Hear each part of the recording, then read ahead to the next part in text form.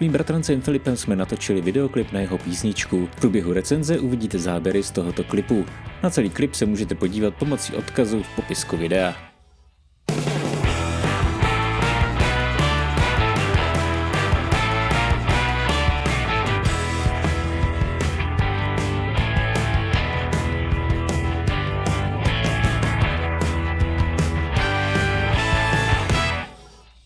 Měl jsem příležitost si půjčit Canon EOS C50. Měl jsem ji půjčenou s objektivem 15x35, což je širokáč, takže naše možnosti byly trošku omezenější. Používal jsem full frameový režim i Super 35 režim pro trošku bližší záběry. Tady je jeden key light, tamhle jsou dvě tyče, fialová až zlatá, jo. Ještě můžu vyhnat ISO, abyste to viděli úplně perfektně, jo.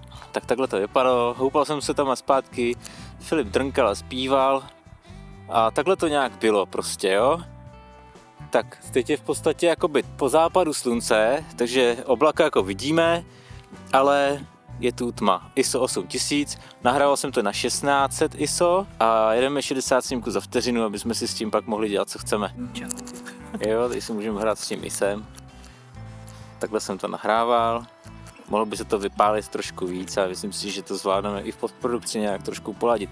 Teď třeba tady 12 000 ISO, 25 000 ISO a víc už to nejde. 150, jo, takže pokud něco vidíte, i třeba tady na obloze, jako šumí to, nešumí to, podíváme se, co tam je. No jak samozřejmě člověk může vlogovat s tím, že jo, je takhle ve tmě. Láska nemá jasný řád, musí mrazit, než den hřát. Možná už si nechci hrát, dlouho jsem dával, můžu teď brát. Přestože jsem měl už dřív půjčenou nebo vlastně na práci jako Canon kameru, ať už cinema nebo normální natáčecí kameru, tak to menu jako nějakým způsobem znám. Nicméně to foto menu mi přijde lepší, jednodušší, takový přehlednější, větší písmenka tam jsou v tom malém displeji vlastně. Člověk se na to musí mnohem víc soustředit, co čte, jo? Že to není tak rychle jako rozpoznaný, já nevím, třeba jsem divnej, ale prostě mi přijde, že to tak jakoby je, no. Takže vlastně mi z toho vyplývá, že v podstatě, když si koupíte tuhletu kameru, tak zákonitě si k tomu pořídíte nějaký displej nebo tablet na ovládání. Na druhou stranu na kamerovém systému je skvělý, že v živém náhledu jsou informace o nastavení mimo obraz. K tomu malému displeji. OK, ještě proč jsem to zmiňoval, protože mě vlastně napadlo, že čím menší displej, tím víc schovává vlastně ty nepřesnosti toho uživatele i toho jako systému jako takového, že vlastně, když to máte na větším displeji, ať už 10palcovým, 7palcovým, tak už líp vidíte, že jste si špatně zaostřili, nebo že ta kamera se zrovna netrefila, nebo prostě něco se tam děje. Kdežto, když je to vlastně na tom malém displejíčku, tak třeba když to pozná obličej někde, kde není, třeba na stromě, což se občas stalo, bohužel jsem to nestihl nějak jakoby vyfotit ten displejíček, tak to vidíte jenom tak, že tam je ten čtvereček, jo, toho rozpoznání, ale ne vždycky je vidět, že to je rozostřený. Až potom samozřejmě, když to dáte na velkou postprodukční obrazovku, tak tam to bohužel jakoby najdete. Takže větší displejíček rozhodně je jakoby pořídit k tomu. Pokud jste už viděli nějaký videa nebo jste si četli vlastnosti na internetu k C50, tak víte, že to má RAW video, že to umí 7K v tom RAWu, má to 3 různé odrůdy RAWu, což je jakoby novinka oproti třeba R5C. Další novinka je vlastně, že si můžete v tom OpenGateu nastavit jakoby čárečky, abyste viděli, kde zhruba byste měli kompozici pro vertikální video, nebo je tam režim vlastně, když natáčíte 16:9 a z toho se vám automaticky dělá výřez uprostřed na 16:9 video a jedno video jde na jednu kartu, druhý video jde na druhou kartu. Pokud děláte třeba na veletrzích nebo na nějaký kulturní akce, tak vlastně tímto způsobem dostanete ty videa mnohem rychleji na sociální sítě. Já třeba to asi moc nevyužiju zatím, možná v budoucnu. K tomu automatickému ostření se ještě vrátím. U toho ostření mi občas přijde právě, že to detekuje něco obličej, kde obličej není. Když jsem si ťuknul třeba na psa, aby mi to sledovalo psa, tak černý pes bohužel jako asi v těch algoritmech Canonu není úplně oblíbený a občas mi to vlezlo třeba prostě někam na kámen nebo něco a už to ignorovala psa, že jsem tam furt takhle jako ťukal na psa, aby ho to sledovalo. Jako vysloveně, když byla hlava třeba takhle, jak to vidíte, ten záběr, tak to ostří dobře. A když je člověček menší nebo třeba jsou obtížnější světelné podmínky, třeba jsem si natočil synáčka na houpačce, tak když byl obraz podexponovaný, tak to mělo obrovský problém zaostřit. Když jsem zdvihl ISO na 20 000 nebo 25 000, tak to najednou zaostřovalo docela dobře. Jo? Takže jsou tam určitý elementy, které přispívají k tomu autofokusu, jako aby fungoval dobře. A mám takový pocit, že když se dá ten fotorežim nebo na R6, že to bude fungovat maličko jinak. Zajímalo by mě takové porovnání 50 a to R6 Mark III, jestli ten autofokus se chová úplně identicky, i přesto, že tady je prostě jakože video dedikovaný režim. Jestli to je vlastně 100% stejný, nebo jestli jsou tam odchylky právě v tom systému. Tak. Pod očima vrásky a škrábance na tapetách. Zavírám tásky, ale mám o sebe strach.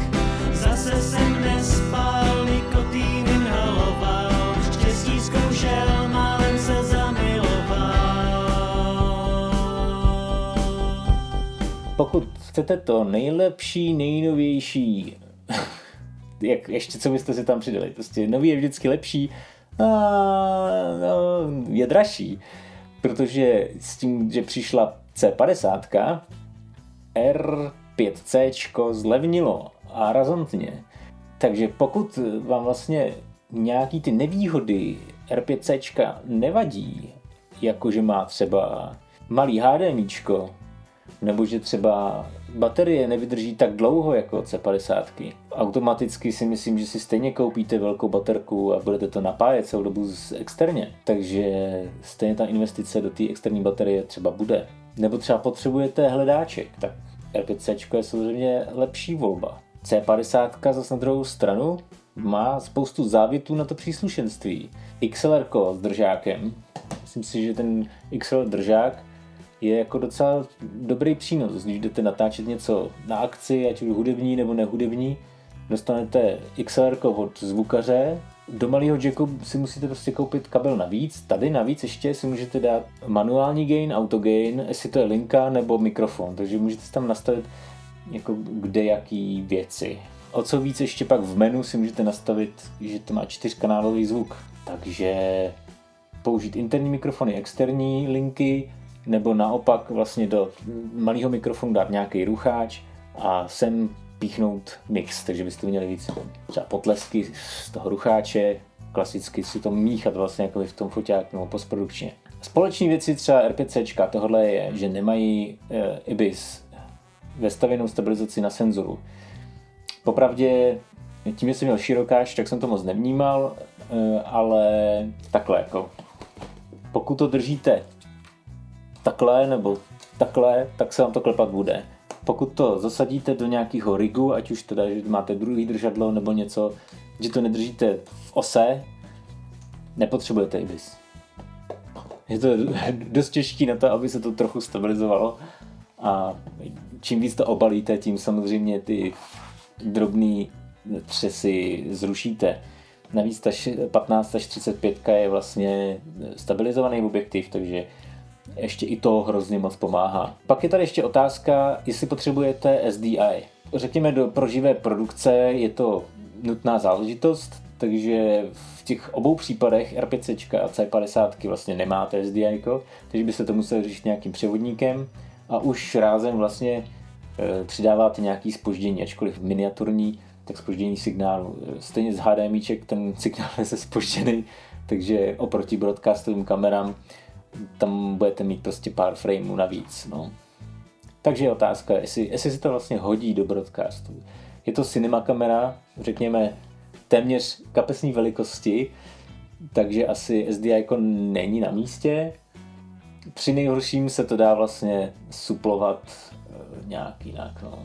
Třeba na stadionu si tam dáte bezdrát, že jo, od Svitu nebo Holyland a tam už stejně jako když budete chodit mezi lidma a střihnete si na kameru, která je úplně někde jinde, tak nějaký zpoždění zas tak jako není klíčový. Ale do studia, kde je víc kamera, čumí na toho samého člověka, tak jo, to si musíte jakoby každý z vlastní perspektivy říct, co je vlastně důležitý. Tak co tady máme dál ještě za poznámečičky? Větráček se točí vlastně furt, jde to i vypnout, aspoň dočasně, zvýšit intenzita větrání, kamera se i v minusových teplotách rozeběhla, takže s tím taky nemám problém. Co se mi trochu nelíbí, že vlastně mi nešlo zadat RAW video na SD kartu, asi kdybych tam dal Full HD, tak to půjde, ale to zase jako na test dobrý, ale nevím, já jsem zastánce H265, takže jsem natáčel v tom 10 bitech H265 a jsem spokojen, jako jo. Z C-logu jsme natáčeli. Což napište mi do komentářů, pokud máte zkušenost, že by třeba ten standardní, ať už EOS, jak se to jmenuje, jako obrazový profil EOS Canon nebo 709 jako z těch kamer, jestli to ostří jakoby líp než s C-logem, protože historicky třeba u Sony na foťáku, když se tam dal S-log, tak to ostření bylo horší. A když byl S-log 3, který je ještě jako šedivější než 2, tak vlastně to hodně kulhalo. To už jakoby postupně s těma novýma modelama už vymítil, už to ostří jako hezky s S-logem. Ale vlastně nemám moc testovacích záběrů, kde bych tohleto jako dokázal říct, že to je pravda nebo není. Takže mi prosím vás napište váš názor a vaše zkušenosti. Třeba ty zoomovací čudlíky jsem neměl možnost využít. Samozřejmě jsou teďka ty nový objektivy 24-105 a 72-100, které jsou na video, mají motor. A s tím byste si krásně zazoomovali. Asi bych to typoval jako jednu z varianty, jak si to koupit do setu. Takový jako broadcast set, třeba 3 tyhle ty kamerky, 3 objektivy se zoomem, jako s motorizovaným zoomem, abyste prostě pokryli různý ohniskové vzdálenosti a mohli si v průběhu toho hezky plynule přeostřelat. Hlavně zoomovat. Pak samozřejmě záleží na objektivu, můžete mít fotosklo a dát si na to motor, nebo jsou různý motory, že Axun má třeba taky svůj motorek a bezdrátově si to ovládat, ale řekněme ten objektiv, který na to byl vyrobený, nebude třeba drhnout u konkrétního ohniska, to mám třeba já takovou zkušenost. U Tamronu vlastně ze začátku to tak nějak jde hůř, pak ty 70 to jde zase jakoby rychlejší, jo, že mi trvalo vymyslet vlastně, jak to upevnit, aby mi nepřeskakovaly kolečka u konkrétních ohnisek, jo. A tak to už jsem se taky naučil. Co oceňuju, jsou tady světla, že to bliká, že to nahrává, ať už teda tady, nebo tady vzadu. Co mi tak jakoby přijde, tak ten displej, asi vidíte, jakoby, co se děje, že on není úplně 100% vodorovný. Chápu, že mechanicky je to složitý vyrobit, jo, ale tohle je jakoby maximum, kam se dostat. Na což si třeba stěžoval Jaren Paulin Frownous Photo, že spousta těch foťáků má tu neřest, protože vy musíte ten displejček uklidit sem, že jo. Normálně je takhle vodorovně na kameře, to je prostě trošku jinak a tím pádem, když ho dáte o 90 stupňů, jo, tak to je rovně. Ale když to se to snažíte otočit o 180, no. Ale ve výsledku mi to nějak jakoby extra nevadilo, spíš jsem různě si to jakoby krotil jsem to v proudu toho, co dělám. Jsem natáčel takhle na bok prostě, jo, když jsem to měl na stabilizátoru, tak jsem měl bokem, nebo dozadu jsem si takhle strčil, natáčel jsem, no, jakoby je dobrý mít displejček, který se dá otočit, no. I když není úplně 100% otočený. Co mi přijde ještě taková jakoby zvláštnost, tak vlastně ten větrák jakoby připlácli a vystoupili ven. Že vlastně teoreticky by se to dalo udělat tak, že tady ta část by byla víc vzadu, takže všechny ty ovládací prvky by byly rovně nebo asi jakoby srovnaný s těma zádama. A to tělo by teoreticky tím pádem bylo tady takhle jakoby vyřízlý a pak šlo asi ten držáček, jako, že by prsty se vám zabořovaly do toho těla foťáků nebo kamery. A když to uklidíte do tašky, tak byste vlastně získali 2 cm jakoby toho skladného místa. To je taková prkotinka, že jo, ale asi by to dělalo nějaký dojem navíc. Když si to oargumentujeme ještě z druhé strany, tak vlastně tím, že ten displej s tím větrákem jsou vystouplý, tak to jakoby hlídá ty ovládací prvky, jako že si neurvete joystick, nebo že zde neomačkáte to kolečko. Takže má to i tuhletu svoji logiku. Mrsknete to někam do báglu, tak se vám to prostě neodrbe. Ani jako ten vypínač se nedá jakoby vypnout, zapnout tím, že byste si šoupali. Jo, že tady je i výstupek vlastně u toho menu, je výstupek, když to budete šoupat takhle, tak se vám to trochu schovává, ten vypínač. Vlastně jsem tu kameru celou dobu tak jako trochu kritizoval, ale vlastně jsem neřekl nějaký hodnocení nakonec. Takže jsem chtěl říct, že vlastně u té C50 je vidět jakýsi generační rozdíl, že i když to má dual base ISO, že to druhý ISO není nějak brutálně vysoký. Někomu se to možná nelíbí, mně to přišlo docela v pohodě, protože 25 000 ISO asi málo kdo použije, stejně tu scénu občas budete přisvěcovat, takže jak jste viděli, tak jako i na těch 8000 nebo 6400 vlastně bylo hodně vidět. 25 000 ISO bylo vlastně přepálený. Použije se lehká redukce šumu a šum zmizí, dá se s tím pracovat. Až na nějaké jako věci, na které já nejsem zvyklý, tak třeba to menu, tak vlastně je to silný nástroj a za jako relativně dobrý peníz, OK, asi se dá třeba ta R5C, nebo když byste chtěli jako na low budget, tak jít na tu R6 Mark III a užijete si spoustu zábavy i s R6. Jo? Měl jsem tu 2 půjčenou, samo o sobě ten foťák je prostě skvělej. Mně by stačil i ten, jo? Nemusel bych kupovat ten novej a tak každý svého štěstí s trojcem. Takže za mě jako je to parádní věc a do města přišel nový kovboj a teď prostě se musí zase ostatní jako zase snažit, aby prostě měli to lepší a lepší. No. Asi tak. Vlastně jsem hodnotil vždycky procentama, takže kolik procent tomu dám? 99. Možná to tak nevypadá, že jsem to celou dobu jako kritizoval, ale vlastně jako mě to s tím hrozně bavilo, takže ještě si koupit lepší gimbal, který jako samozřejmě jako dělá hodně, jo, ale to už zase jako nesouvisí s tou kamerou, jo, a ta IBIS taky nezachrání všechno, takže když ji nemáš, tak tě nezachrání vůbec, ale gimbal by tě trochu zachránil, no. Tak jo. Jestli se vám video líbilo, dejte mi like, když tak odběr, případně do komentářů napište, co by vás ještě zajímalo ohledně té kamery, můžeme zjistit, zkusit ještě znovu zapůjčit, vyzkoušet třeba oproti něčemu dalšímu, uděláme si třeba v komentářích seznam, co dál otestovat a můžeme to jakoby třeba takhle jako využít. Děkuji za zhlídnutí a mějte se pěkně. Čau.